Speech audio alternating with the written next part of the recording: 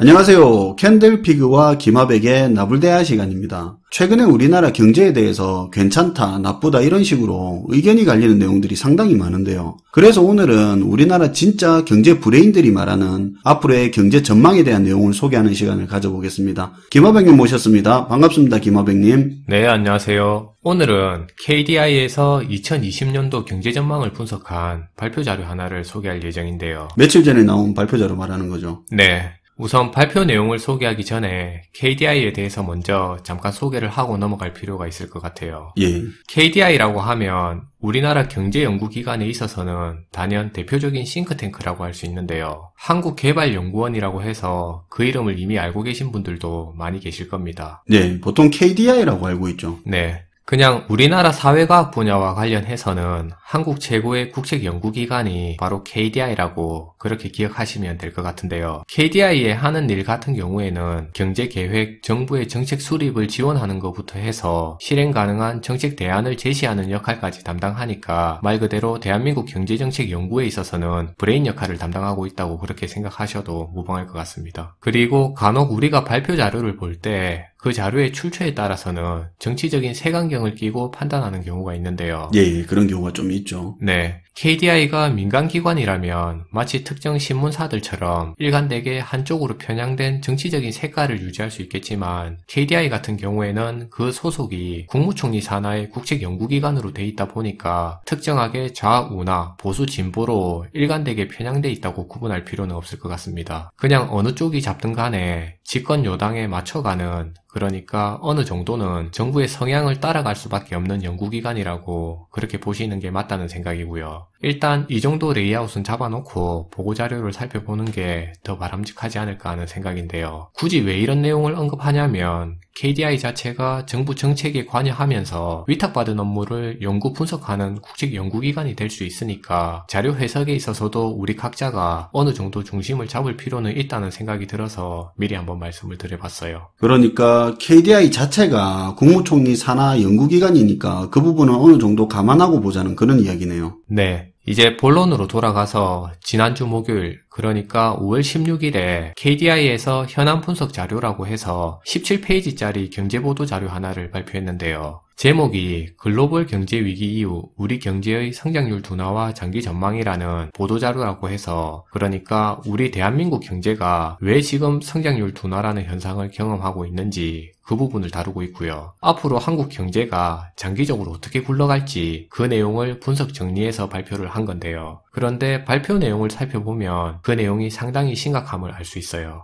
내용이 부정적인 모양이네요. 네. 결론부터 먼저 던져놓고 얘기해 볼게요. 지금의 우리나라 경제 침체는 단기적인 관점에서 일시적인 침체가 아니라 생산성 둔화에 따른 거시적인 관점에서 장기적인 추세 하락일 가능성이 높다고 진단한 건데요. 최근의 경제 상황이 일시적인 침체가 아니라 계속 떨어질 거라고 보고 있는 게 핵심이네요. 그렇죠. 그리고 더 큰 문제는 지금의 한국 경제가 노동 생산성이나 기술 수준, 교육이나 제도를 포함해서 어떠한 변화도 추구하지 않으면서 지금 수준의 생산성을 계속해서 유지하게 되면 2020년대에는, 그러니까 2020년부터 2029년까지의 경제 성장률은 연평균 1.7%까지 떨어질 수 있다고 평가한 겁니다. 예. 이게 무슨 얘기냐면 지금 우리가 살아가고 있는 2010년대의 경제 성장률을 평균적으로 3% 정도의 기준으로 본다면 지금의 성장률보다 40% 이상 감소해서 그렇게 성장한다는 얘기가 되는 건데요. 결론적으로 우리가 체감할 수 있는 실물 경제 성장률이 40% 정도 쪼그라들면서 2020년대에는 지금보다 훨씬 더 힘들 수 있다는 그런 얘기를 한 겁니다. 2020년부터라면 내년부터라는 이야기인데, 그러니까 노동 생산성이라든가 기술 수준, 교육이나 규제, 제도 등등 해서 개선 없이 지금 상태 그대로 가면 앞으로 10년이 지금 경제 성장률의 반으로 떨어진다는 그런 이야기 같은데, 쉽게 이런 거 개선 없으면 장기 침체로 간다 이 말이죠.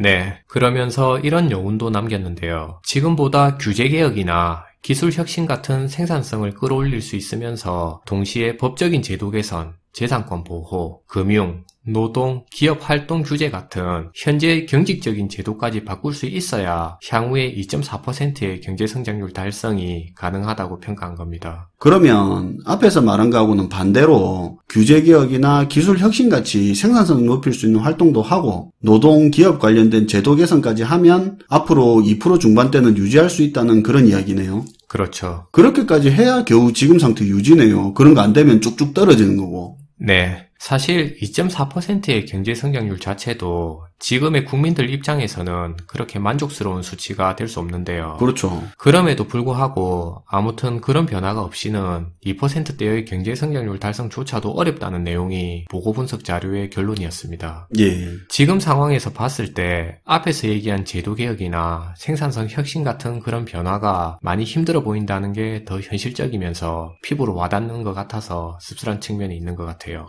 근데 지금 이야기를 들어보면 생산성을 높일 수 있는 활동의 포인트가 맞춰져 있는 것 같은데 최근에 나왔던 정부 입장하고는 좀 차이가 있어 보이는데요. 네. 이번 KDI 분석 자료에 따르면 우리나라의 경제 성장률이 지속적으로 떨어지는 그 근본적인 이유를 생산성 하락이라는 그 측면에서 원인을 찾았는데요. 네, 생산성 하락이 문제라고 했죠. 네. 그런데 현재 우리가 겪고 있는 이 경제 침체의 원인에 대해서 지금 정부의 시각은 연구 보고 자료하고는 생각이 좀 많이 다른 것 같습니다. 예. 지난 5월 16일에는 2019년 국가재정 전략회의라고 해서 회의가 하나 열렸었는데요. 그 자리에 참석한 문재인 대통령은 지금 우리가 겪고 있는 저성장 문제나 양극화 문제, 일자리, 저출산, 고령화 등의 우리 사회의 구조적 문제 해결을 위해서 국가재정의 과감한 역할이 그 어느 때보다 요구되는 시점이라고 그렇게 강조했어요. 예. 정리해서 얘기하면 정부는 현재의 경제 문제 원인을 그동안 국가가 재정 지출을 많이 안 해서 일어난 일이라고 그렇게 판단하고 있다고 얘기한 건데요. 예. 그렇게 판단했으니까 현재 재정 지출을 확대해 나가는 해결책을 펼치고 있다고 강조를 한 겁니다. 네, 적극적인 재정 확대를 해야 된다고 이야기했었죠. 네, 그런데 같은 날 국책연구기관인 KDI 같은 경우에는 전혀 다른 관점의 의견을 제시했는데요. 그러니까 KDI의 생각은 현 정부의 생각하고는 완전히 다르게 현재의 낡은 경제 시스템 때문에 생산성이 하락했고 그래서 장기적인 경제 침체 국면을 우리가 맞이하고 있다고 결론을 내린 거죠. 네.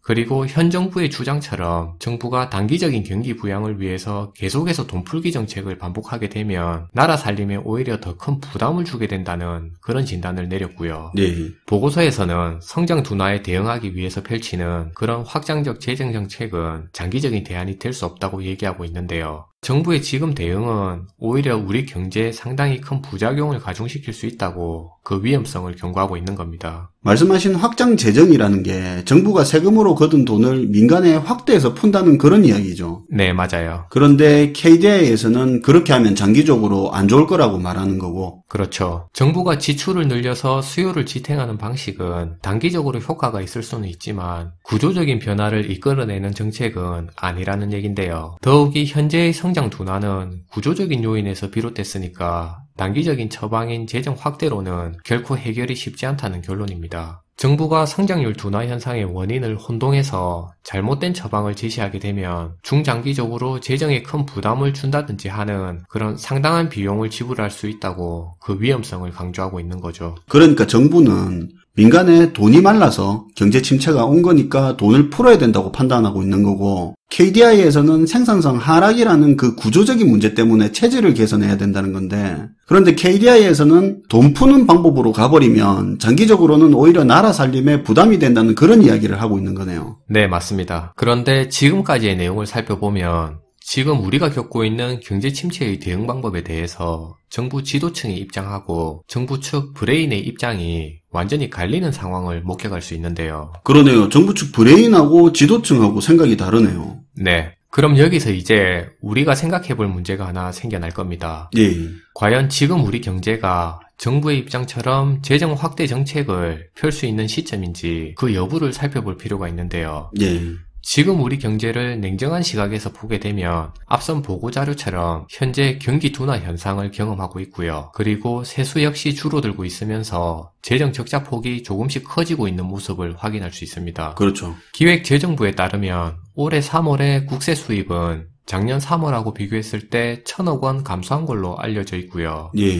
지난 2월에 이어서 2달 연속 세수가 지난해보다 덜 거치고 있다고 하는데요. 1분기 세수 실적 역시 1년 전 같은 기간하고 비교했을 때 약 8천억 원이나 줄어든 것으로 그렇게 나타나고 있어요. 사실 지난해 같은 경우에는 숨어있는 세수까지 싹싹 긁어서 대량으로 걷었으니까 정부 입장에서는 세수 호황을 경험하기도 했는데요. 덕분에 관리재정 수지 적자 폭이 크게 줄었다는 기사도 확인하면서 지난해에는 여유를 좀 부릴 수 있었습니다. 예, 사실 그랬죠. 네. 그런데 올해부터는 얘기가 완전히 달라질 수 있어요. 정부가 저소득층 지원부터 일자리 확충을 위한 확장적 재정 정책을 계속해서 유지하고 있고요. 예.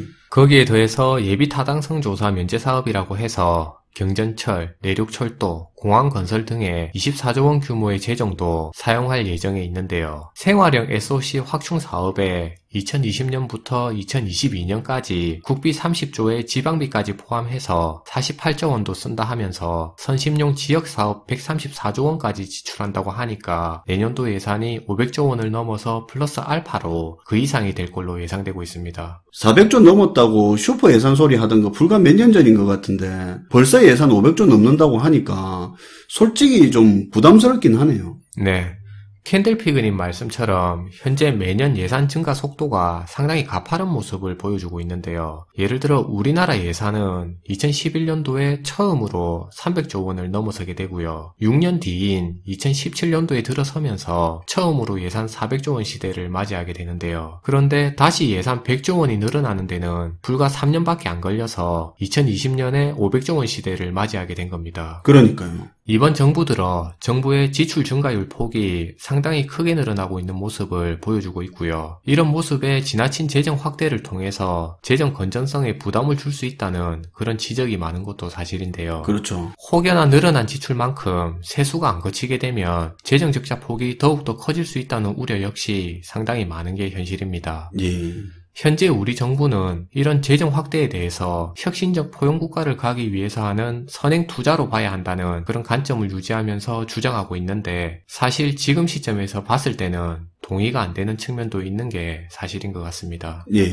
마지막으로 오늘은 국책연구기관 KDI에서 발표한 한국의 경제 전망 자료를 소개해드렸는데요. 사실 복잡할 수 있는 수치나 도표 같은 내용은 의도적으로 다 빼고 스토리 위주의 맥락을 중심으로 설명드렸습니다. 대신에 자료를 소개하는 과정에서 우리 경제가 앞으로 겪을 수 있는 예산 문제라든지 대응 방안을 놓고 정부 측 내부에서 갈리고 있는 그 다양한 의견을 소개할 수 있었는데요. 혹시나 오늘 소개드린 KDI 분석 자료에 있어서 추가적인 수치나 디테일한 내용이 궁금하신 분들도 있을 텐데 그런 분들은 KDI 홈페이지 메인 화면에서 오늘 소개드린 자료 바로 확인할 수 있으니까 동영상과 함께 17페이지짜리 보고자료 직접 다운받으셔서 살펴보시면 좋을 것 같습니다. 예.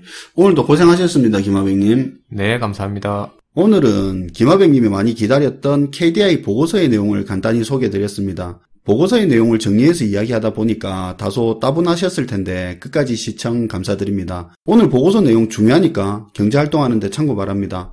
그리고 오늘 영상하고 같이 챙겨보셔야 되는 영상이 있는데요. 첫 번째는 정부 재정을 까서보라라는 영상인데요. 재정이라는 게 뭔지 말로만 말고 나라 살림은 진짜 어떻게 하고 있는지를 챙겨볼 수 있는데 도움이 되는 영상입니다. 두 번째는 초보자도 쉽게 국내 경제 상황을 그림으로만 파악할 수 있는 경기 순환 시기에 대한 내용이고요. 마지막으로 세 번째는 모든 정부 부처마다 따로 제공하는 의미 있는 통계 자료를 한 번에 확인할 수 있는 방법에 대해서 소개한 영상입니다. 시중에 떠도는 말이나 분석 항상 그대로 믿지 말고 데이터로 확인해보는 습관을 가지시라고 만든 영상이니까 잘 활용하시면 도움이 될 거라 봅니다. 시청해주셔서 감사하고요. 지금까지 김하백 캔들피그의 나불대화 시간이었습니다. 캔들스토리 식구가 되고 싶으시면 구독 눌러주세요.